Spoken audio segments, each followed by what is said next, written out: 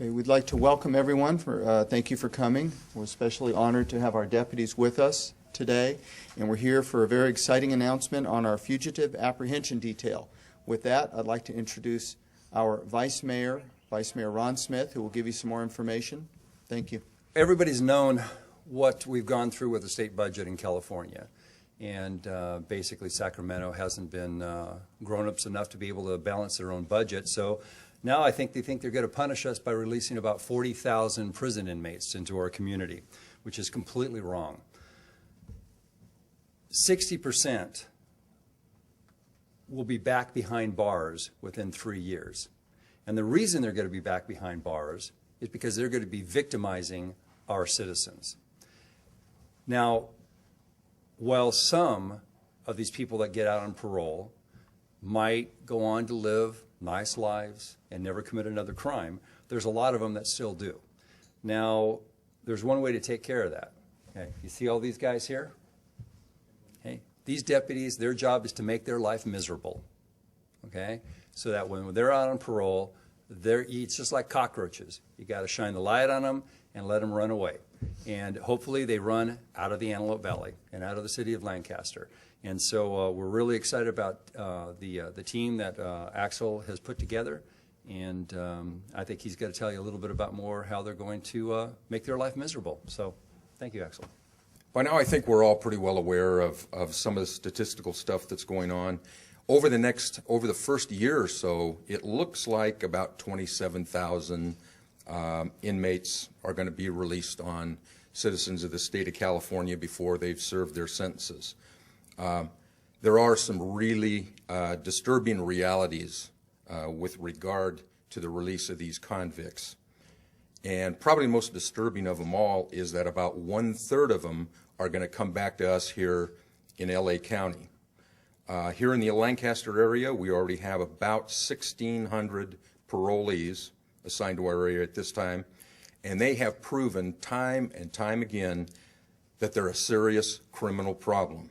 They reoffend at astonishing rates.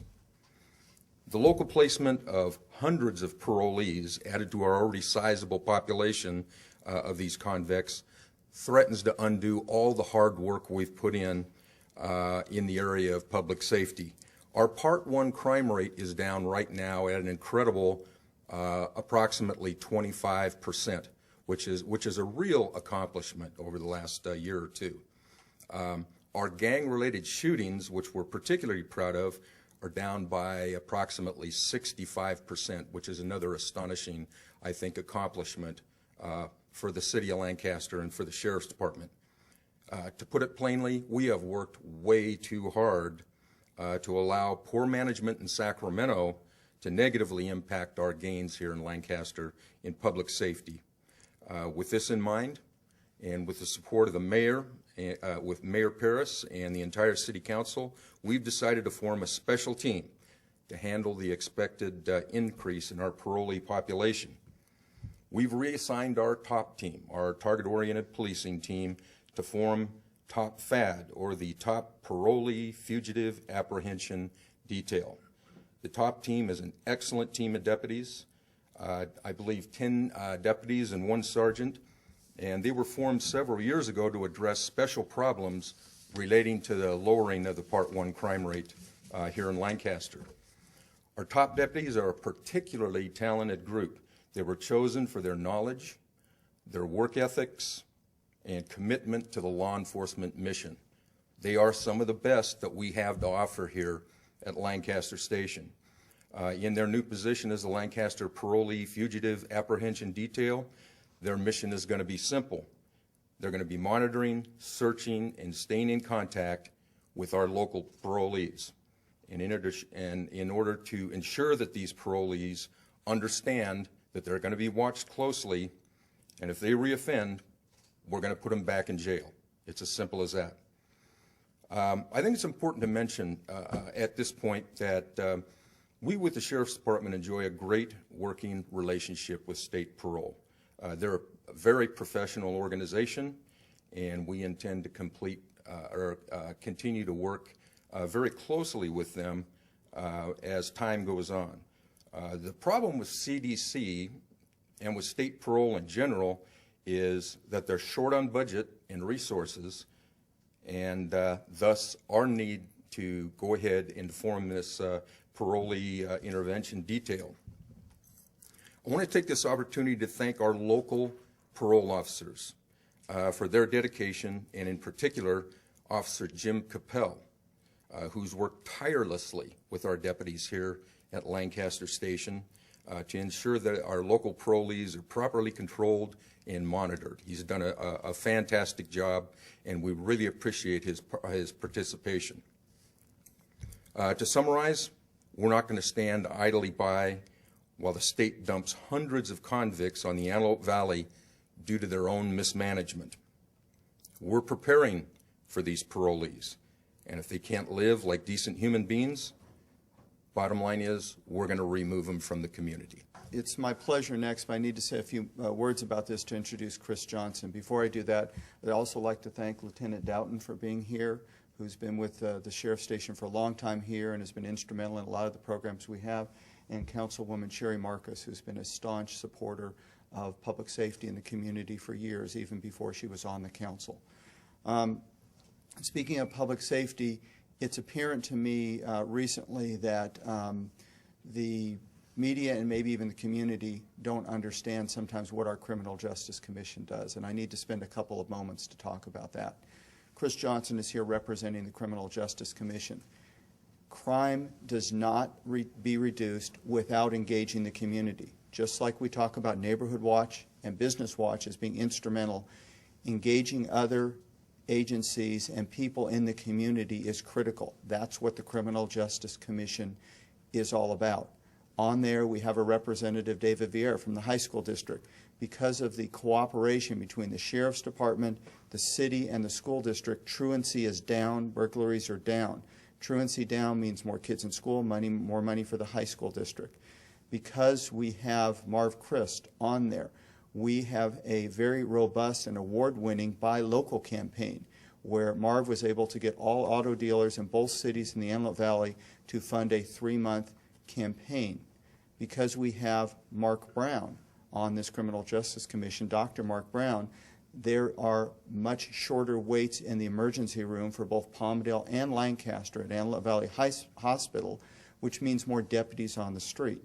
And because we have Chris Johnson, who I'm introducing now, we have engaged the faith-based community. The Sheriff's Department, neighborhoods, and the city cannot do it alone. We need the other agencies in this community to realize public safety is a priority. The Criminal Justice Commission has been very successful in that, and in particularly successful has been Chris Johnson in the Neighborhood Impact Program, which I'm going to ask him to speak about now. Chris? Thank you, Mark. It's a privilege to share for just a few minutes this morning. I wanted to first, though, thank the leader of our Sheriff's Department here in Lancaster, Axel Anderson, for doing an outstanding job. Thank you for playing such a significant role in reducing crime in this community. And I certainly appreciate it as a father of four children, and so thank you for your work. I think what we see in our local Sheriff's Department is a positive approach, a proactive approach, and not a reactive approach alone. Typically, when we think of law enforcement, we think of responding to criminal activity. And in Lancaster, the goal is to prevent crime before it even happens in the first place. And thank you for your leadership in that way. With this program, I think that we will be ahead of the curve. I certainly appreciate the thoughtfulness, the consideration, with the possibility of releasing many convicted criminals into our community before they serve their sentences. We certainly are opening ourselves up to the potential of increased crime, and I certainly think it's beneficial to be ahead of that. There's an old proverb that says this: the wise man sees danger approaching and takes refuge, but the fool continues and suffers harm. And so we have wise leadership on our city council and in our sheriff's department, and they are finding a way for us to take refuge from criminal activity. There are also some other examples of proactive ventures here in the valley. For example, Grace Resource Center has a welfare to work program to help people get back to work, which I think helps them and helps our community. The AVPH has mentoring programs, and I'm a part of an organization called Neighbor to Impact, where we just adopt at-risk communities, and we go into those communities, we paint homes. We've painted over 100 homes in the Paiute neighborhood. We work with the local school leadership. We've painted at Paiute Elementary, at Linda Verde, served on those campuses. I think the message this morning that Mark is trying to get out is that it's going to take the whole community to be involved in this process of fighting crime. And while we are appreciative of our law enforcement, we recognize that law enforcement alone cannot stop crime in our valley, that we must engage people one person at a time. In fact, this week, I would invite anybody who would like to come to the Paiute Middle School campus, where the city of Lancaster will be hosting a community day. We will be assisting them in that from 3 to 6, and you can get a little bit more of a complete picture of what Neighbor at Impact is all about as we adopt at-risk communities around the Lancaster area.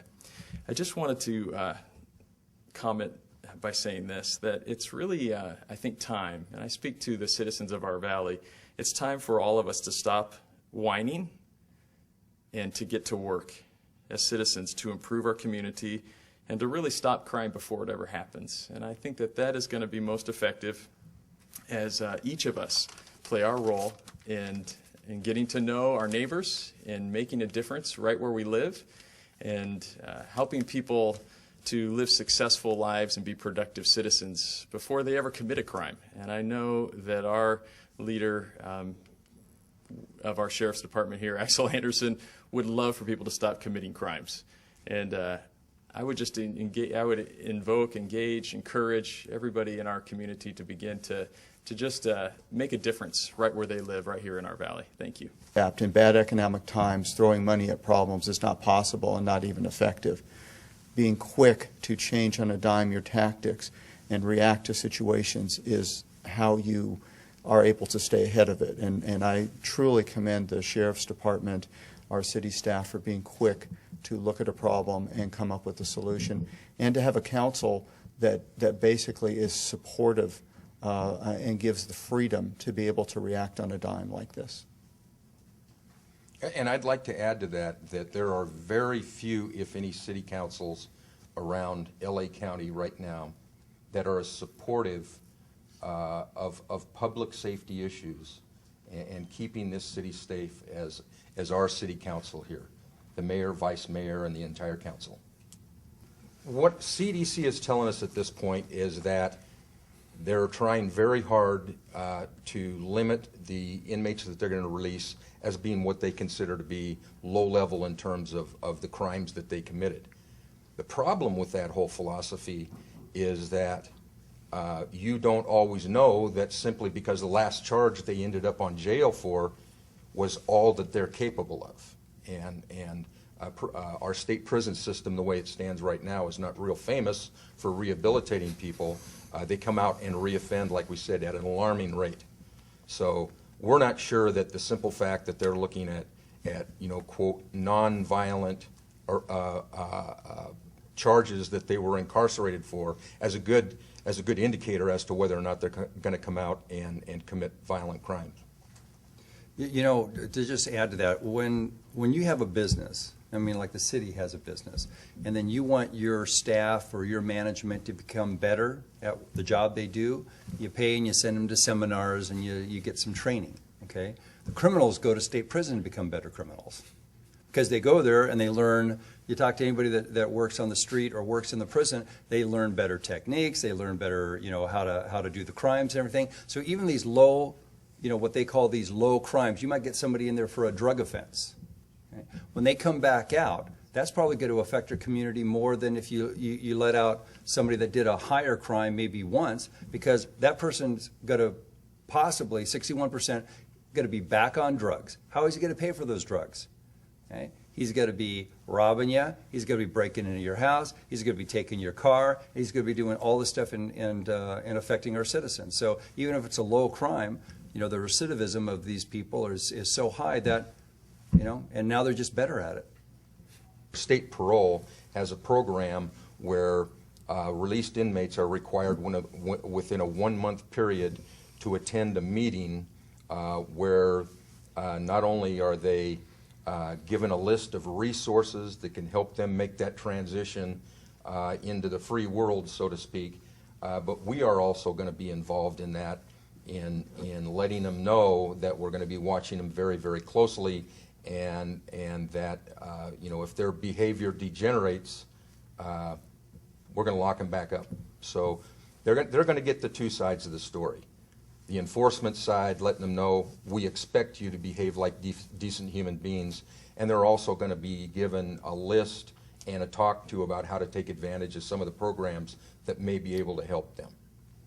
One fact I'd like to bring up, because it comes back from some citizens, not very many of them, but some citizens sort of bring up, and they have this one concern about these parolees' civil rights, right? So when you go out on parole, you have no civil rights.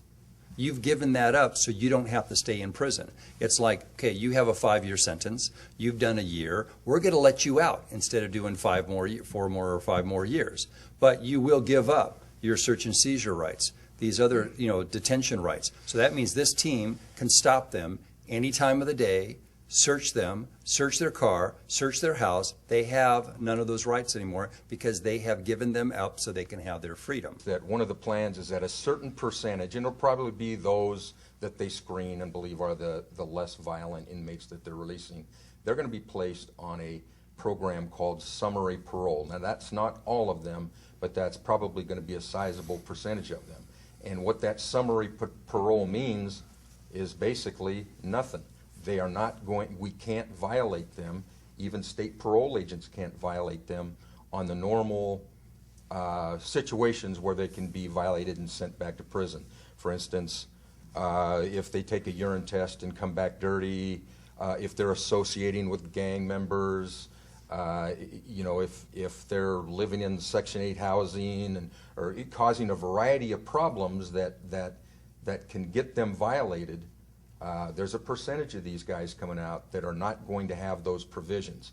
They will have search provisions so that we can go search them, and so what we're left with, this certain percentage of these released inmates, is we can search them, but unless we come up with fresh charges, new criminal charges, we can't arrest them. We can't violate them and send them back to custody. So there's less being held over their head than the normal parolee. And if the normal parolee violates 61% in 3 years, what are these guys got to do? Make no mistake, we get to be up here talking. These are the folks that are going to be dealing with some very dangerous people. It's a hard job. Very few of us would be able to do it. So I know I speak for the council. We salute what you guys do, and you have all the backing of the community. That's right. That's why you guys have all those. They're top-notch deputies, or they wouldn't be here. So we're looking forward to all the real positive benefits that their work is gonna create for the city of Lancaster. We really are. Thank you all.